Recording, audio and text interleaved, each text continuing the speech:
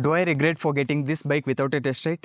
Did I make a big mistake while choosing this as my first bike? Let's discuss about this in this video. Hello everyone, I am Mahesh and you are watching MaheshRevs. I have the Apache RTX300 top model Tarn variant with me. I took delivery of this bike 2 days ago without even test riding. Why did I do so? Because I had the budget of 2.5 lakhs and I was looking for an all-rounder. I did some research on all the bikes that are available at this range and found out that this bike offers me more than what I expected for my budget. So I didn't think twice and booked it right away after a week of its launch. After waiting for the longest 3 months of my life, then comes the January 13th, where the bikes arrived at the showroom. They asked me to take the delivery right away, but my mom said no, because the rituals. My mom asked the Pandit and gave me a date, that's 15th January. I took the delivery on 15th January and drove it around 130 kilometers till now.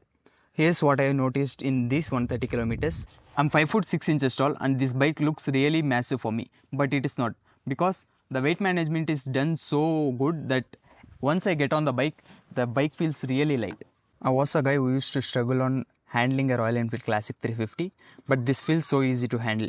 Despite having an 835 mm of seat, I feel so confident about handling this bike. But there is one thing to notice. If you are under 5 foot 7 inches, you have to install handlebar risers. Else, you might feel a slight pain in your forearms. The suspension feels super comfortable, which makes the overall ride very smooth. I've ridden the bike in all conditions, highway, city traffic and off-road. And you really understand the suspension's true potential when you take it for a slight off-road. But I don't recommend it. Even though suspension might handle the off-road, the alloy wheels will make it hard. If we talk about the headlights are extremely bright, no doubt about that. I posted a reel on in my Instagram page, MaheshRevs, where you can clearly see the headlights performance. You can check out the reel for a better idea of its intensity, and I've also added the Instagram link in my description for easy access.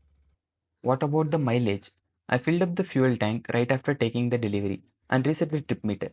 As of now, after riding in mixed conditions, the bike is showing an average mileage of 30 km per liter, which is quite impressive. Let's talk about the ride-by-wire throttle, which has a very quick response, especially in tour mode and rally mode, where the bike feels very responsive and fun to ride.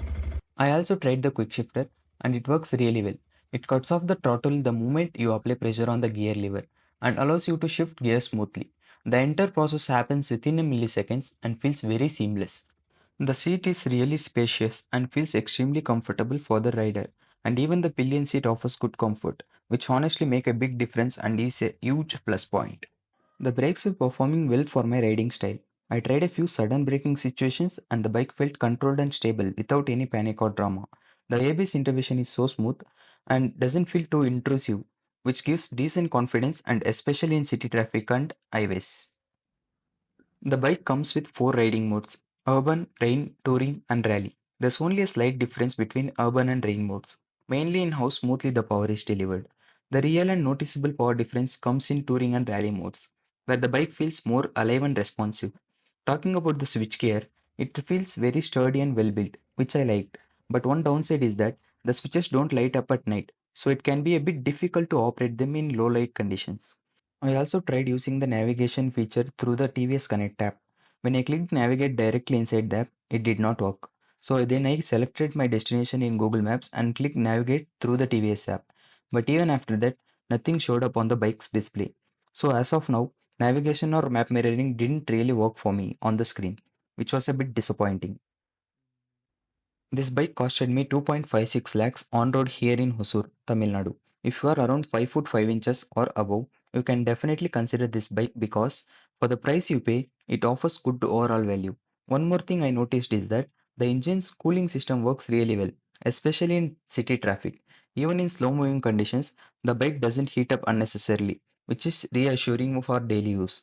As an all rounder, whether it's city riding, touring, or occasional off road, it makes a lot of sense.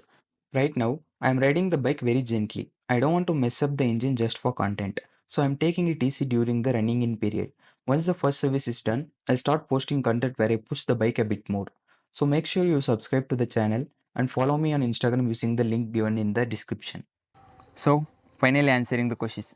Do I regret buying this bike without a test ride? Did I make a mistake by buying this bike as my first bike? No, zero regrets. This bike gives a complete feel according to my expectations. I have zero complaints about this bike till now. So, that's my honest first impression of the bike after riding it for a couple of days. If you found this video helpful, make sure to like it, subscribe to the channel, and follow me on Instagram using the link below. Thanks for watching, and I'll see you in the next one.